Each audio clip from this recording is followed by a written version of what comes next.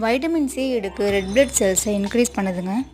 Gym போகிறவங்க கூட இது டெய்லி ஜூஸாக ஒரு கப் எடுத்துக்கலாம். என்னென்னா பீட்ரூட் தாங்க. வாங்க எப்படி செய்யலான்னு பார்க்கலாம். நான் 3 பேருக்கு செய்ய போகிறேன். 3 பீட்ரூட்டை எடுத்து தூக்கி வச்சுருக்கேன். ஒரு பேனில் 2 ஸ்பூன் ஆயில் ஆட் பண்ணிக்கோங்க.